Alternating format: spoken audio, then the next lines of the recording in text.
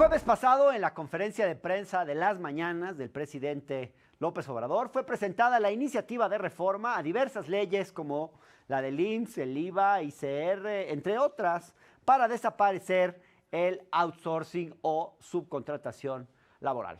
Para recordar qué se dijo entonces, les dejo esta cápsula de Pedro Bejarano.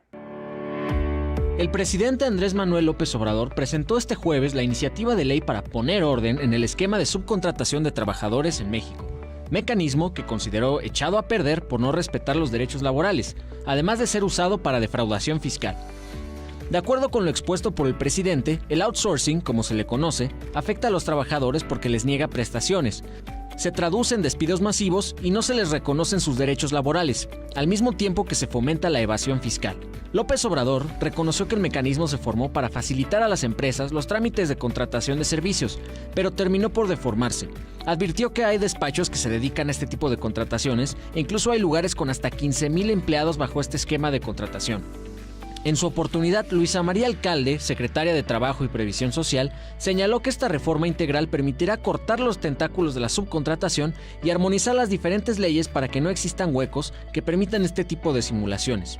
Señaló que aunque este fenómeno se detecta en las grandes empresas, hay otras que sí cumplen, por lo que no se puede generalizar, además de que no es una práctica común entre las medianas y las pequeñas empresas. Las leyes que se armonizarán en esta reforma, enviada ese mismo día al Congreso, son la Ley Federal de Trabajo, la del Seguro Social, la del Infonavit, el Código Fiscal, la del ISR y la del IVA. Advirtió que se regularán 3 figuras en esta iniciativa, las cuales consisten en la subcontratación de personal, servicios y obras especializadas, además de agencias de colocación. Previamente, en su conferencia del 28 de octubre, López Obrador adelantó que presentaría una reforma de ley que no pudieran burlar las empresas, como pasó con las anteriores. El presidente subrayó que están buscando la manera de evitar que haya abusos, pues sostuvo que un buen empresario no puede permitir que no se le garanticen los derechos a sus trabajadores y tampoco puede permitir que una empresa contratada por él mismo se dedique a evadir impuestos. Para debatir sobre la propuesta de reforma para regular el outsourcing en México, le doy la bienvenida a Patricia Armendáriz, empresaria y directora de Financiera Sustentable, a Fernando Yáñez Martínez, presidente de la Comisión de Seguridad Social de la CONCAMIN, a Armando Guajardo, presidente de la Comisión Nacional Laboral de Coparmex, y a Enoc Castellano, presidente de la Canacintra. Gracias a los 4 por aceptar nuestra invitación. Los invito a conocer las reglas de este debate. Cada participante tendrá un tiempo determinado para hablar, el cual le será indicado previamente por el moderador. Cuando haya concluido su tiempo, sonará un timbre que se escuchará así. De todas formas, los participantes podrán consultar el tiempo que les queda en el reloj que aparecerá en la pantalla. Los participantes no se podrán arrebatar la palabra, solamente podrán hacer exclamaciones o preguntas breves. Quisiera comenzar por enseñarles este tuit que publicó Juan Burgos, un tuitero. Quiero leérselos. Dice: ¿quién celebra la eliminación del outsourcing? Y él responde: los que en su vida han creado un empleo, que en su vida han pagado una nómina, que no entienden cómo se maneja un negocio en México y el mundo, y que obviamente han vivido del presupuesto público la mayor parte de su vida.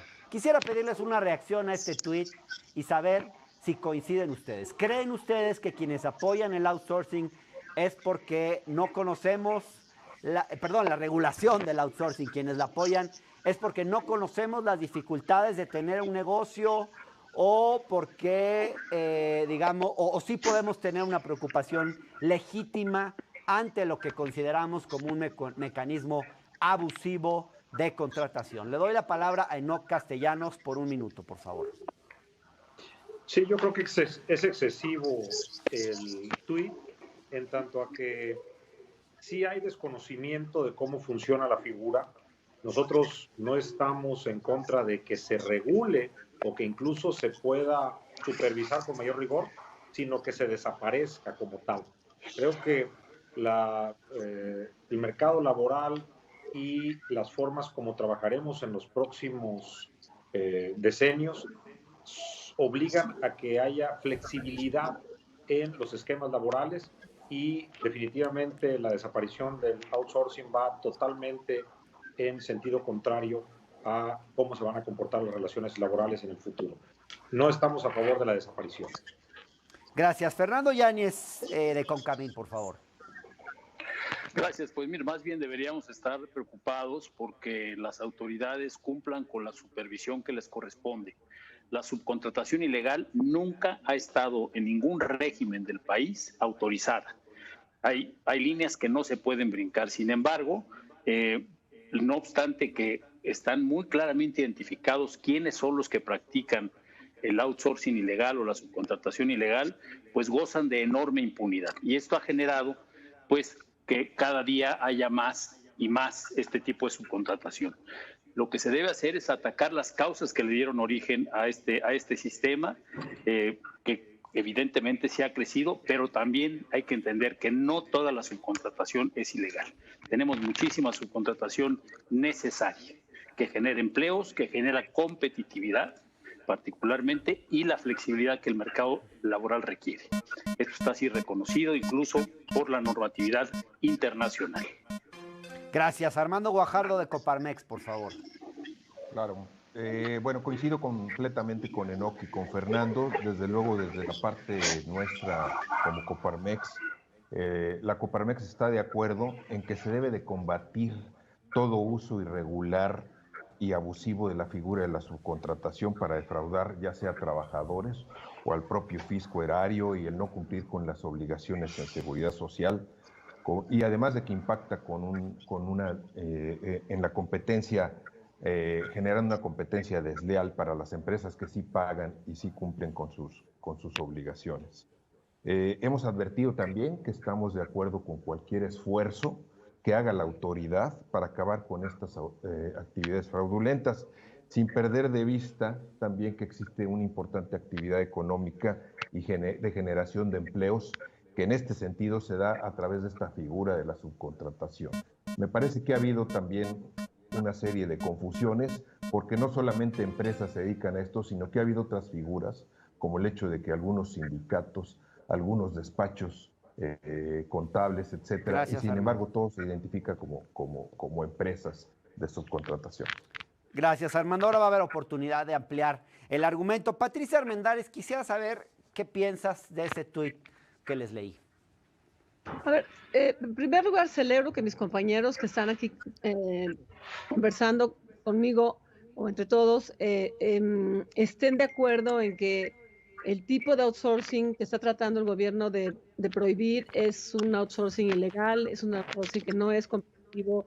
Lo que la verdad yo no entiendo es la parte correspondiente a por qué creen, me gustaría que me explicaran, por qué creen que la flexibilidad del mercado se impide, porque si lo podemos interpretar como que un trabajador va a aceptar, elegir estar adentro de un régimen a donde sacrifique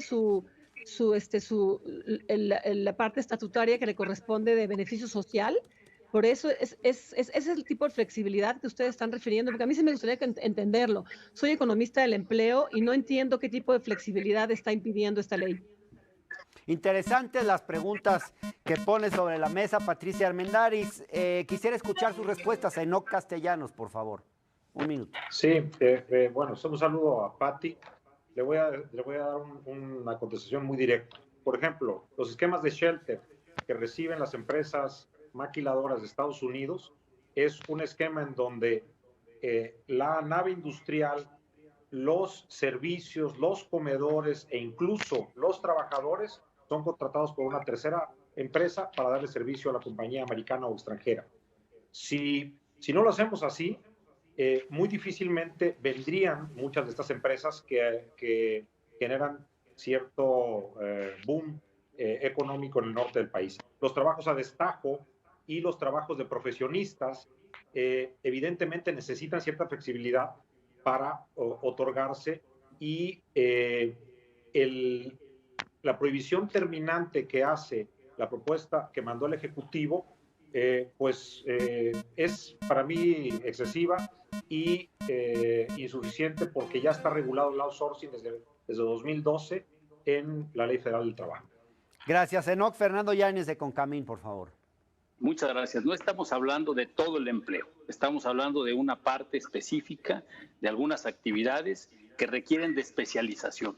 Esto es una tendencia internacional. Hay empresas que hacen algunos procesos productivos, algunos bienes o algunos servicios con mejor calidad que lo que podría hacer el propio fabricante o el propio prestador de servicios, con menor tiempo, al menor tiempo posible, y además incluso optimizando costos. Y evidentemente esto genera competitividad. Para eso se utiliza la flexibilización de los mercados. Es un concepto incluso reconocido por la Organización Internacional del Trabajo. Hay un convenio específico al respecto. Y no estamos hablando de precarizar la totalidad de los empleos. Si se usa para lo que se tiene que usar, como en muchas industrias, pues no tenemos de qué tener temor. Lo que ha hecho falta, insisto, es una supervisión adecuada.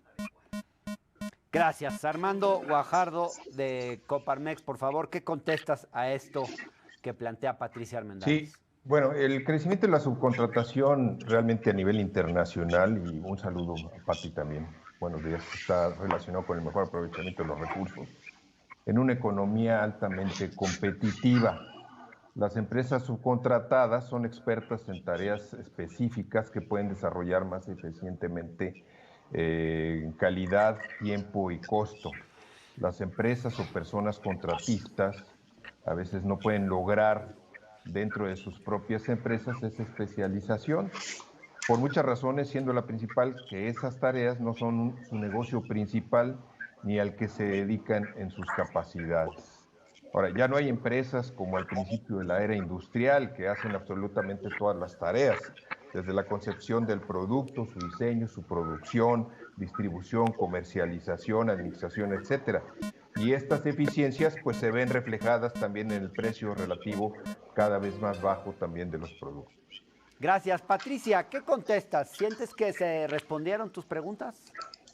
No, es que realmente me gustaría que fueran un poquito más concretos en la parte, en los conceptos de flexibilidad y especialización, porque el decir que la especialización, todos estamos de acuerdo que la especialización es parte de la competitividad de una empresa, pero lo que no entiendo es por qué no están leyendo entonces el segundo párrafo de las disposiciones donde dice que se permite la prestación de servicios especializados o la ejecución de obras especializadas que no forman parte de lo que pero lo contrario. Expresado algunos de los dirigentes de las cúpulas empresariales. Ya volvemos.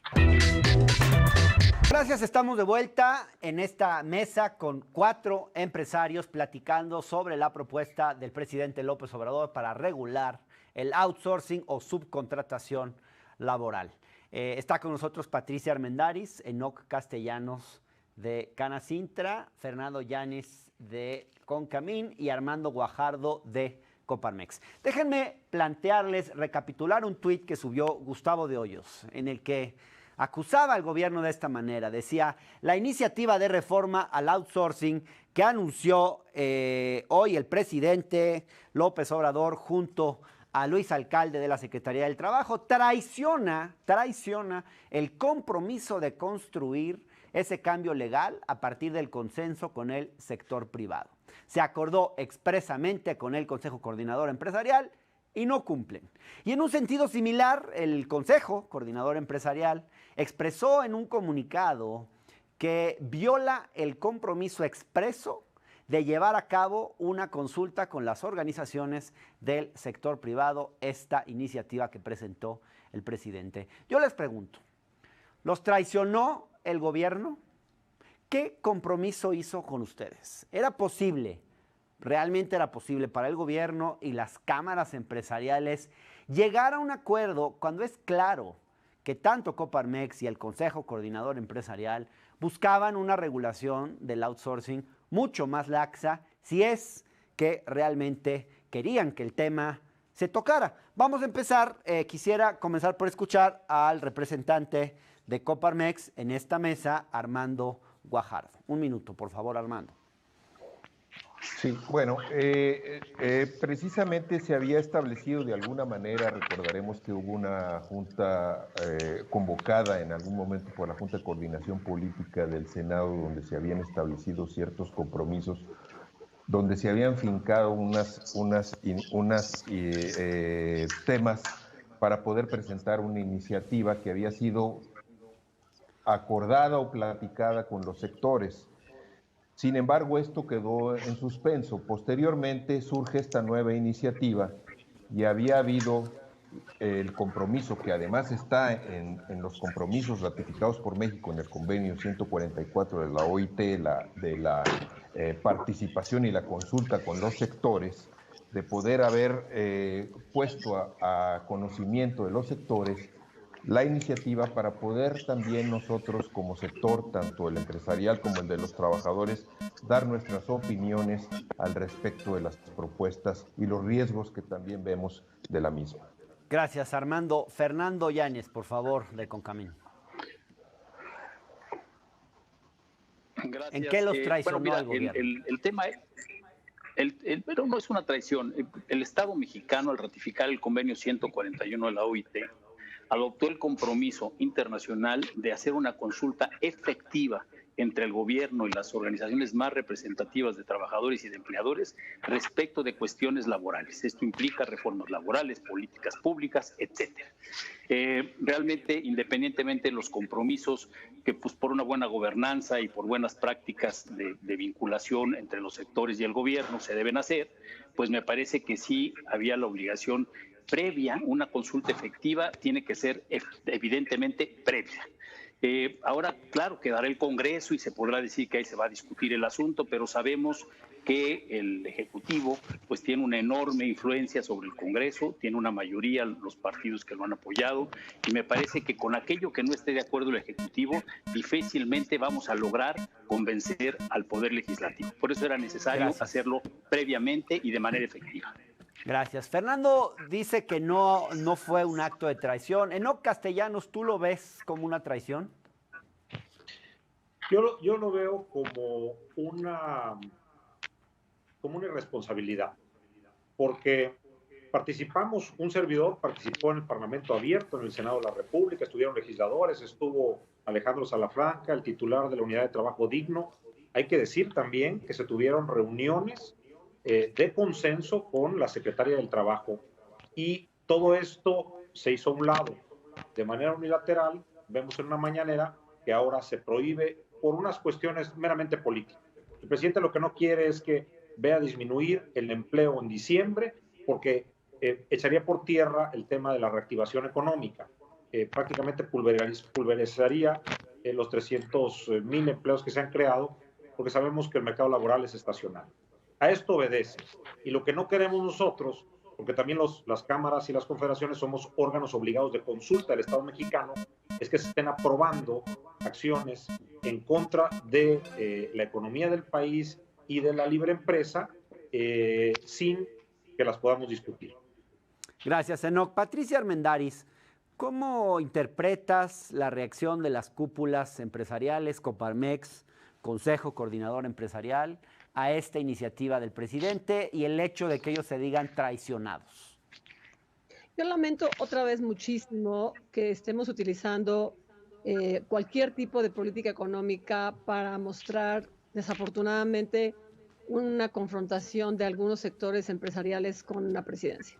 Yo no veo cómo es posible que pueda ser debatible un decreto a donde se califique, se acuse absolutamente en un acto que es absolutamente ilegal, como es el uso de estas empresas a donde el empleador se quedaba con la mitad del beneficio y el outsourcing se quedaba con la otra mitad del beneficio. Es obvio que es ilegal, entonces no entiendo. Y además se les está dando la salida diciendo no se prohíben las outsourcings especializadas siempre y cuando pidan permiso. No entiendo dónde, si ustedes están de acuerdo que efectivamente hay que combatir ese tipo de outsourcings, ¿por qué diablos dicen que ahora se les impuso algo o no se les consultó? La verdad no lo veo. Gracias, Patricia. Déjenme hacerles Gracias. Ahora otra pregunta. Luisa María Alcalde, la secretaria del Trabajo, argumentó que sí hablaron con las empresas y que incluso varias de ellas argumentan que el outsourcing representa una competencia desleal para los empresarios que sí cumplen, en la medida en que gastan más recursos en la contratación formal de sus trabajadores. ¿Qué opinan de esto? ¿Creen que el crecimiento de los esquemas de subcontratación se debe a que les representa un ahorro de recursos importantes a las empresas? Empecemos con Patricia Armendáriz. A ver, te voy a decir una cruda realidad. Hay dos maneras de interpretar esto. Una, si lo que se está pagando a través de las outsourcing es un salario de mercado, que es lo que realmente sienten los empresarios que están pagando la productividad del empleo, pues la cruda realidad ahí es que hay que ver si efectivamente la autoridad puede ahora compensar el pedazo que el mismo empleado acepta no tener en la parte pública. La otra es que efectivamente hay un abuso de parte de los empresarios en esa parte. Entonces, la realidad la vamos a ver ahora con la respuesta. Si encontramos que hay muchos empleados que se van a ir de informales porque no estaban dispuestos a que les bajaran el salario para compensarlos por el lado de la seguridad social, veremos que las outsourcings eran una solución de mercado y que por eso tal vez algunos empresarios estén protestando. Gracias, Patricia. Vamos a escuchar ahora al representante de Coparmex, Armando Guajardo. Armando, ¿qué contestas a esto que dice Patricia? Mira, yo quiero insistir en el tema de la competitividad. No solamente es la parte laboral. Ahora, recordemos que ahora estamos inmersos en un tratado de libre comercio con jugadores de primer nivel, de primer mundo. No solamente los costos para las empresas, inclusive son los temas laborales, sino también los costos impositivos que le restan también competitividad a la empresa. En México tenemos una alta tasa, el 30% de impuestos sobre ICR, más 10% de dividendos como impuesto corporativo, más el 10% del PTU. Y esto sin contar las obligaciones sociales, etcétera. Además, en Estados Unidos la tasa única corporativa anda por medio del 21% y trae un promedio de 26.5%. La Unión Europea trae una tasa ponderada un 26.9% en impuestos corporativos. Entonces, además de esto, también, sin lugar a dudas, el costo laboral y la especialización permite a algunas empresas, aún pagando obligaciones legales, y como dice... Perdón. Enoc Castellanos, por favor. Mira, voy a retomar lo que estaban diciendo. Sí hay diferencias en cuanto a los modelos laborales de diferentes países con los que somos socios. El tema del PTU y de las empresas innovadoras. Una empresa que genera toda 10 años de investigación y desarrollo, que gasta en marketing y pone una unidad de negocio en México, tendría que repartir el 10% de sus utilidades. Eso, a todas luces, desde el punto de vista de la empresa, sería muy injusto. Por eso es que buscan contratar prácticamente cubriendo todos los costos laborales de seguridad social, impuestos y vivienda, pero el tema del PTU es algo que no tiene sentido para ellos porque pues, ellos invirtieron y cuando pierden pues no traspasan las pérdidas. Eso es algo que sí se está dando y por eso tenemos esquemas de maquila. Y el tema de las innovadoras, una empresa .com que tiene 5 empleados y genera mucha utilidad, el repartirlo entre esos 5 empleados es excesivo. Fernando Llanes, por favor. Bueno, primero empezaría por decir que el que generaliza se equivoca. No podemos hablar que todo y todos, o sea, me parece que ese es un mal punto de partida. Las malas prácticas no se combaten modificando la ley, se combaten aplicando la ley. Y las condiciones actuales, fácilmente el gobierno federal, a través de sus distintas dependencias, podría aplicar la ley a aquellos que la están infringiendo. Entonces, me parece que eso es muy importante. La segunda es que es importantísimo atacar las fuentes que le dieron origen. Mis compañeros han tocado el tema del PTU. Está sobre unas bases que ya no están actualizadas, nos restan competitividad. Y la otra es que hay que recordar que hace algunos años se eliminaron ¿cómo se llama? El hecho de que las prestaciones de previsión social y otras que pagan las empresas no sean deducibles. Entonces, me parece que hay que atacar el origen de estas cosas para que podamos abatir la subcontratación. La secretaria de Trabajo mostró en una gráfica que en cuanto se modificaron las leyes, se aumentó la subcontratación. En más enreda la ley, estas empresas que gozan de impunidad tienen más mercado. Entonces hay que tener cuidado con sobreregular esta actividad. Bien, déjenme ir a un corte muy breve y ya estamos de regreso con el tercer y último bloque de este debate.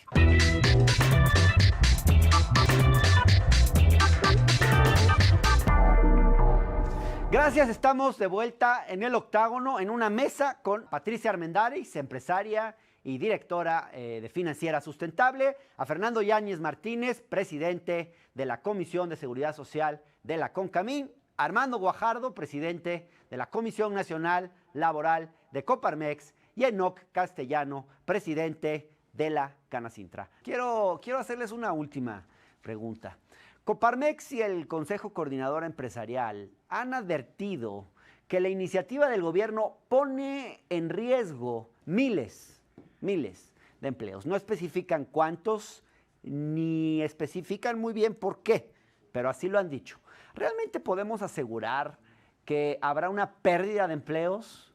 ¿No hay un argumento tramposo ahí que además ha sido representado en muchas caricaturas políticas en muy diversos diarios? Es decir, eliminar el outsourcing no necesariamente elimina la necesidad que tienen las empresas de los servicios que prestan los trabajadores que actualmente están bajo este esquema. ¿Cómo lo ven ustedes? Vamos a empezar ahora con Enoc Castellanos, por favor. Mira, el 56% del mercado laboral en México está en la informalidad. Más de 30 millones de personas no tienen absolutamente ningún tipo de seguridad social, acceso a vivienda o a retiro. Por mucho menos tributan. Nosotros hemos calculado que en el mediano largo plazo, si se quita el esquema de subcontratación o tercerización, pudiera llegar al mercado laboral un 70% de informalidad. Muy sencillo, si a ti se te encarece, te siguen quitando la deducibilidad de prestaciones y ya no puedes subcontratar porque te consideran como un criminal, pues entonces muchas personas van a decidir, sobre todo micro, pequeñas y medianas, irse del lado de la informalidad y tener a sus trabajadores por fuera. Se va a manejar un pago en efectivo y se van a perder empleos. Y te lo pongo al revés, cuando se aprobó, aumentó 200,000 el número de afiliados al Seguro Social por año. Entonces, habrá que medirle, porque a lo mejor puede tener un efecto contrario al que se busca. Bien, mi pregunta era si esta regulación afectaría el desempleo. Enoc Castellanos lo que nos dice es que aumentaría la informalidad. No nos contesta si aumentaría o no el desempleo. Patricia, ¿aumentaría el desempleo? ¿Coincides con esto que nos dice Enoc de que habría un aumento de la informalidad laboral en el país? ¿Cómo lo ves? Es otra vez la misma hipótesis.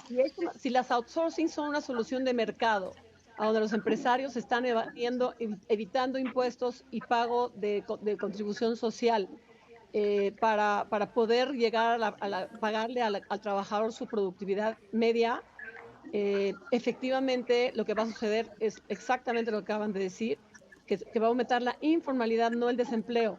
Pero entonces, si eso es así, enfrentemos el toro por los cuernos, platiquemos con el gobierno sobre un sistema que realmente sea explícitamente favorable para las empresas, en la medida que les permita pagarle al trabajador formal en prestaciones, en impuestos y en salario que se lleva a su casa, lo justo para la empresa en términos de su productividad. Creo que es una oportunidad maravillosa que tenemos para agarrar el toro por los cuernos y llamar al niño como se llama, que esta es una solución de mercado.